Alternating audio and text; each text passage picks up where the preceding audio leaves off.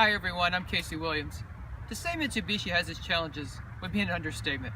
You know, cars like the Eclipse, the Galant, Montero Sport, you won't even find those cars in Mitsubishi showrooms anymore. Instead, their strategy is to focus on compacts and crossovers, like the Outlander here. And even that has some challenges. Let's go take a look at it and I'll show you why. The Outlander's been out for a few years, and its biggest criticism was boring styling. And I gotta admit, those critics were right. But for 2016, the designers have made some pretty significant changes. The front looks a lot more dynamic, looks a lot more exciting to me at least. I like the chrome, looks a little more modern. LED headlamps, fog lamps, again, just gives it a little more dynamic face to the car. 18-inch alloy wheels. And if you look at the side profile, it's a crossover. It's not terribly exciting, but it is smooth and clean. A little bit of the body cladding down below, just give it a little more of an attitude. Make it look a little more off-road capable, although it really isn't. And then coming around to the back, again, wraparound tail lamps, some nice chrome detailing. Just looks a little bit tougher, a little more expensive. Power hatch. Again, we have the up-level GT model, so it's pretty well loaded. And in the back, quite a bit of storage room, but it's not a big car inside. Got enough, but it's not huge. And the one thing you get with the Outlander, if you option it, is you do get 2 additional seats in the back, or third row seating. And with those up, you can see very little space in the back. You can get a 4-cylinder engine in the Outlander, but ours comes with a 3-liter V6, produces 224 horsepower, and you'll get 20 miles per gallon in the city, 27 miles per gallon on the highway. This connects to the all-wheel drive system through a 6-speed automatic transmission. 4 cylinders in the Outlander typically go through a CVT. Well, when you're looking at a crossover, and it says that it has 7-passenger seating or a third row, this is why you really have to check the fine print. Go to the dealership, look at the car, look at the measurements, and make sure you actually fit in it, because I want you to see what the case is in a lot of these. Technically, it has a third row, technically has 2 seats back here, but unless I could unscrew my legs and take them off and then put them back on whenever I want, this probably is not going to work out very long. You'd have to be a very small child to be comfortable back here on any trip at all. Jimmy Christmas.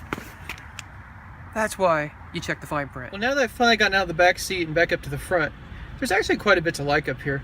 I like the heated leather seats. They're comfortable, they're supportive. I like the design. You know, it's aging just a little bit, but I like the piano black finish. I like kind of the wood grain look here. You know, it's kind of cockpit oriented. It's nice. I like the size of the car, again, once you get back up front. 2 people fit up here, 2 in the back very comfortably. Nice thick steering wheel. It has quite a bit of technology on it too. Sorry. Well, now that I finally got out of the third seat and back to the front, there's actually quite a bit to like up here. I like the heated leather seats. They're comfortable and supportive. I like the interior design. Again, it's not particularly fancy, but you kind of got the cockpit orientation here. It's easy for the drivers to find everything. I like the gloss black finish. I like kind of the wood grain here. This is all padded. One thing I noticed in the back is the door tops in the front are padded, but they're not in the back. Again, at a certain price point, then you kind of work on those things. But generally, it looks pretty good. Dual zone automatic climate control. We've got Bluetooth, the USBs. The infotainment system, you can tell that it's a little old-fashioned as well. Small buttons, hard to press it when you're on the road. And I press the channel list.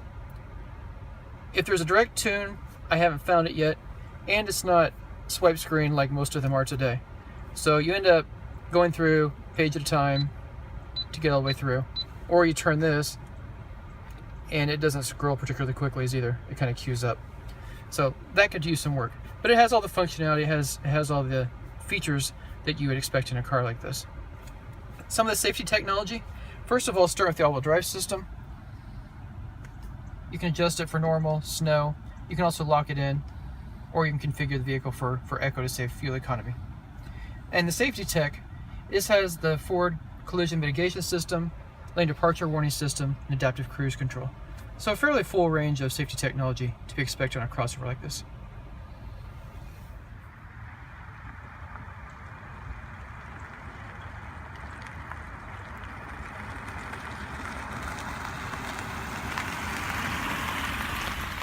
You can get an Outlander for just under $23,000, but an as-tested price of $35,195, I can foresee that Mitsubishi is going to continue to have some challenges. At that price range, you're getting some very nice luxury crossovers. And I'm not quite sure the Mitsubishi, as nice as it is to drive and as loaded as it is really quite in that league. Well, next week we'll have another great car, and until then, storm forward.